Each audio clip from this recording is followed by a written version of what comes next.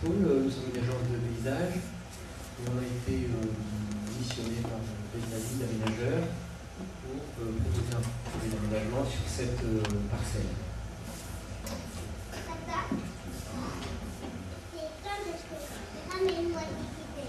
Je vais directement passer au plan, simplement pour parler un petit peu de la forme de la particulière de la parcelle. On voit très bien qu'elle est en deux parties.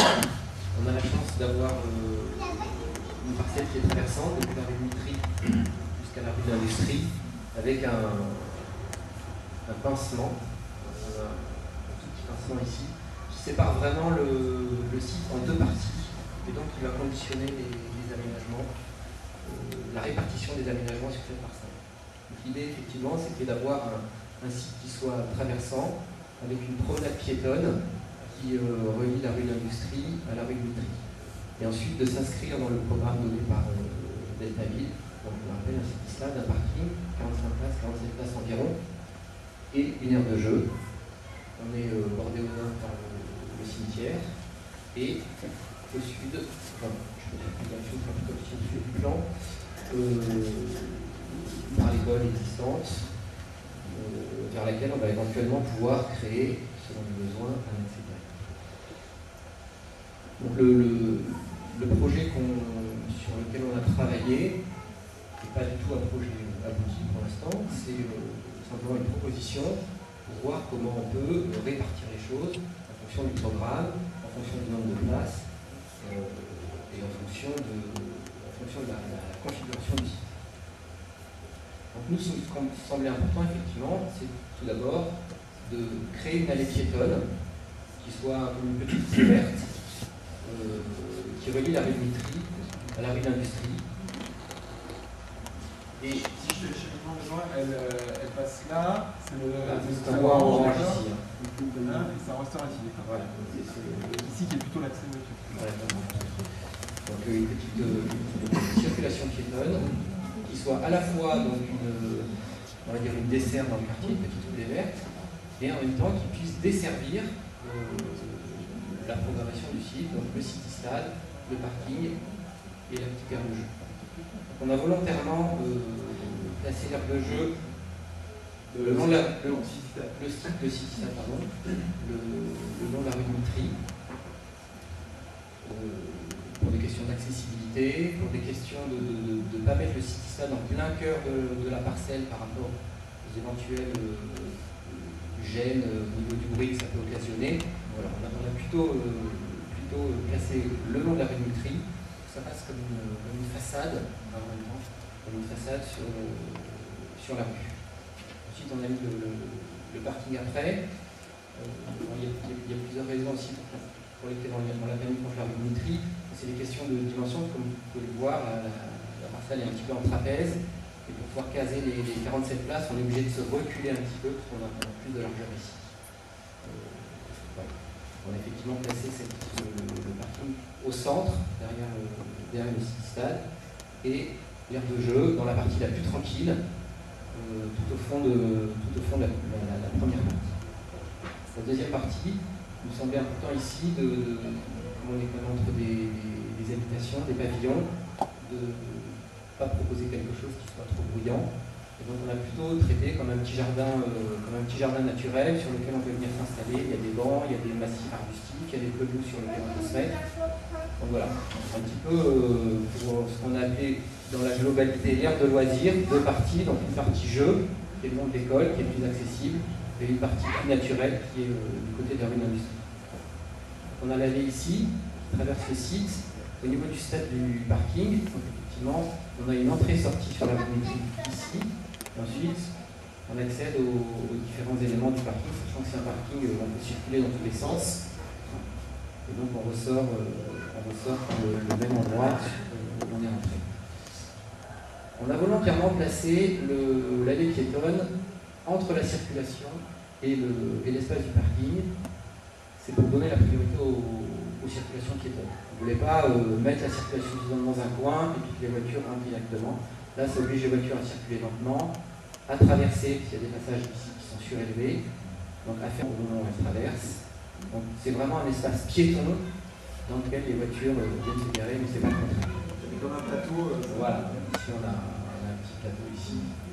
Voilà. Enfin, l'allée est surélevée, la chaussée est au niveau de la chaussée, donc effectivement il faut passer par un petit trou pour passer par-dessus.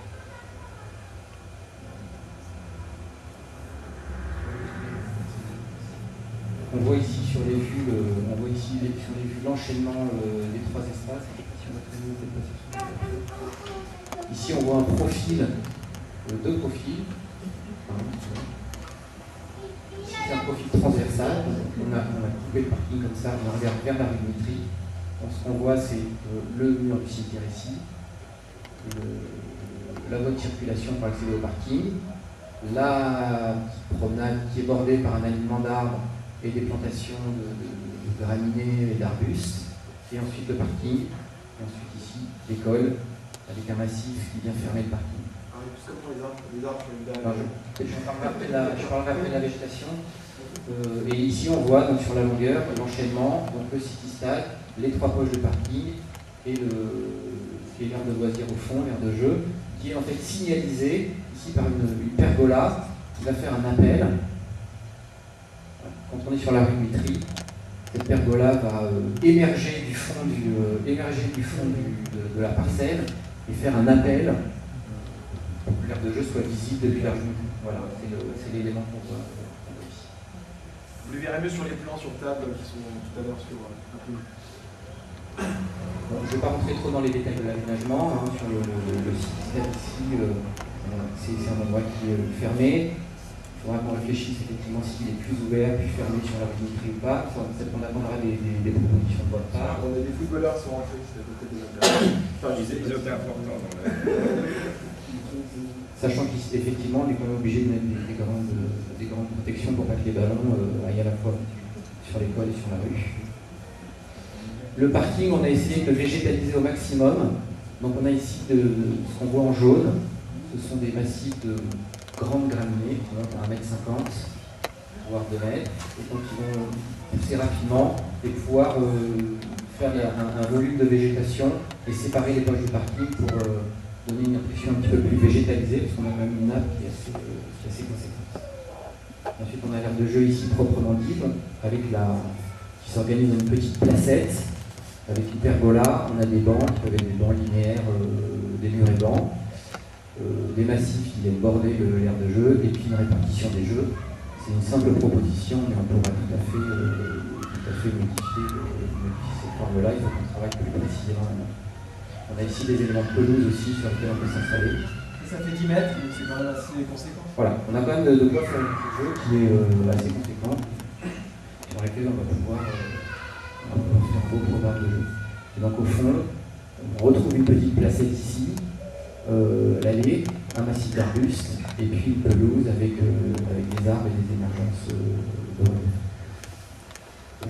Sur les vues. Alors on a ici une vue, donc qui est une vue au début de l'allée. Donc on voit l'allée ici, on voit l'allée qui s'enfile, qui est bordée par un massif d'arbres qui sépare en fait l'allée piétonne de la circulation. Quand on arrive rue de Mitry. Voilà, rue de Mitry, c'est ce que je voulais dire. Je me suis trompé. Non, mais vous l'avez pas dit. D'accord, voilà. Donc, ici on vient de rue de Mitry et on s'enfonce dans le fond de la parcelle, tout au fond de la parcelle. Donc on voit le city stade sur le côté, auquel on accède ici par ici. Et on voit la pergola, dont je parlais tout à l'heure, qui fait un appel. C'est un peu petit sur les dessins, mais ça donne quand même une idée des ambiances que l'on peut avoir. Ici, on est un petit peu plus loin sur l'allée, juste avant d'arriver à l'aire de jeu. Donc on voit les poches de parking qui sont distribuées, qui sont entourées de végétation, et l'aire de jeu au fond, qui peut être elle, complètement clôturée. Donc, je pense que ça sera un élément qui sera ouvert pendant la journée et puis fermé la nuit, pour des raisons de sécurité.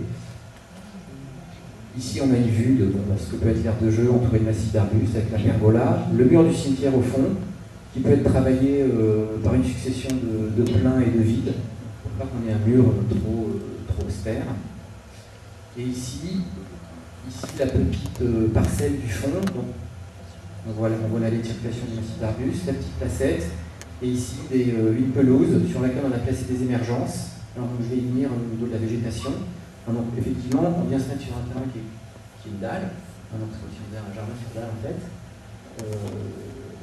Et donc il faut qu'on ait des épaisseurs de terre suffisantes pour pouvoir planter la végétation. La dalle n'est pas complètement plate, elle est un petit peu organisée en escalier. Donc il y a des endroits où on va avoir effectivement suffisamment de terre pour planter des arbustes, hein, sachant qu'il faut 60-70 cm pour le minimum de terre pour avoir des arbustes. Quand on a des arbres, il faut 1,20 m, 1,50 m d'épaisseur de terre. Et donc là, il y a beaucoup d'endroits où on ne peut pas planter des arbres directement sur le sol. On est obligé de les remonter, soit par un système de jardinière, soit par un système de muret. D'où effectivement un système ici d'émergence, alors qu'ils peuvent être à la fois utilisés pour s'asseoir, pour s'allonger, qui viennent en cas donner un peu plus de recul de terre aux arbres. Et on retrouve en fait un certain nombre de murets. On va revenir au début. Voilà. On retrouve un certain nombre de murets, notamment en périphérie, ici, le long du mur du cimetière, et du côté de l'école, ici. C'est pareil, parce qu'il y a certains endroits, on n'a même pas assez de terre pour mettre des arbustes. Voilà, donc on est obligé de créer tout un système de plantation surélevé par rapport au sol. Je termine rapidement. Voilà, ici on a des images qui montrent des références de ce que pourrait être l'aire de jeu, ici avec une aire de jeu avec du relief. Ça pourrait être assez intéressant d'avoir un système de buts sur lequel on peut installer des jeux, sur lesquels les enfants peuvent venir grimper. Ici on a des images de city-stade, c'est le city-stade au niveau de la couverture des périphériques, encore des lilas. Voilà, donc on a des éléments assez sympas maintenant dans tout ce qui est clôture, pare-ballon, revêtement de sol. Un exemple de pergola, un autre exemple de city-stade ici avec une pelouse synthétique. Et puis ici quelques exemples de murets. Donc ça peut être soit des murets béton, ça pourrait être des murets avec un système de gabion. Les gabions, c'est des poches métalliques de grillage qu'on remplit de cailloux, plus ou moins agencées selon ce qu'on souhaite. Voilà, pour avoir des côtés un petit peu plus naturels. Voilà. Quelques éléments de proposition de mobilier, de petits murets bancs, de jeux. Et puis la végétation. Donc la végétation, effectivement, va être un petit peu limitée au niveau des arbres. Ce sera plutôt des arbres de taille moyenne, même si on pourrait dire qu'il y a quand même des fausses, des arbres qui peuvent faire une dizaine de mètres. Et puis on va avoir, donc au niveau autour des parties, des systèmes de graminées ici, dont je parlais tout à l'heure. L'avantage des graminées, c'est que ça fait assez rapidement un volume important. Ça pousse bien, ça reste l'hiver aussi, on les fauche, et puis on les coupe, et puis ça pousse après. Donc ça, c'est l'avantage de faire du volume assez vite. Et puis bon, après les arbustes fleuris, des arbustes qui sont persistants, d'autres qui sont... On peut faire un mélange de tout ça, et ça sera à travailler un petit peu plus précisément. On attendra les prochaines phases de projet. Sur le plan. Si vous avez des questions.